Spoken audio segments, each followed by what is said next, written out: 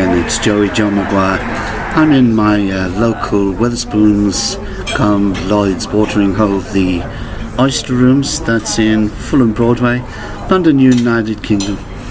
I'm about to recite my latest poem, which as per usual I did in the early hours of this morning, but it's also the first poem in my new book. I designed that front cover today with a reference to the two Ronnies for the older members, my older followers, who may recognise that clip from the television very many years ago. Anyway, my latest poem is called He Knows His Place, as per the title of the new book. His daily routine is fine-tuned, almost to precision. He wakes in fear and sleeps in fear. Years of harsh suffering have brought reality closer to him than most. He has worked out the more hours he sleeps, the shorter seems the day.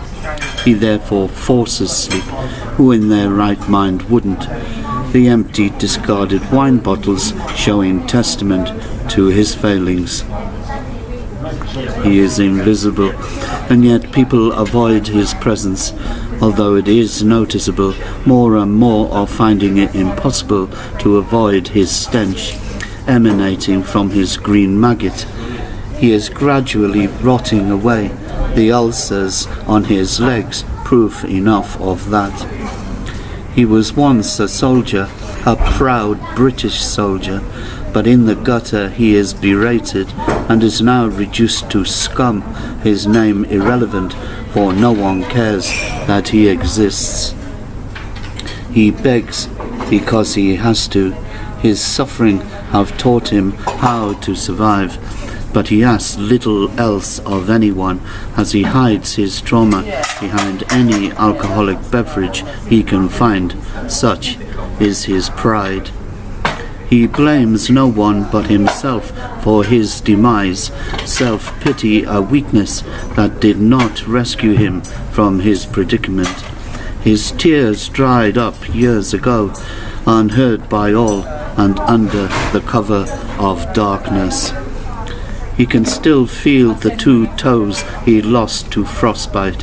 Some memories never fade, but he knows only too well loneliness and solitude are the biggest curse to the homeless, the only stable things keeping them alive. He was told when young he would amount to nothing. He remembers laughing, for he had many dreams, but they were right. Just look at him now. He no longer visits the cenotaph, too painful, watching the do-gooders honouring the dead. The world watches, and their memories come cheap. They will not fill his hungry belly, nor help with sleep. Things could have been so different, but without a map, he had difficulty finding his way. There were few good Samaritans to lead him through the maze. London isn't Hollywood, not by any means of the imagination. He knows his society has no time for losers. Someone has to be at the bottom of the pile. It might as well be him. Dreams and high morals, the domain of the rich, not for the impoverished. He knows his place, and though once an emperor, he now accepts defeat.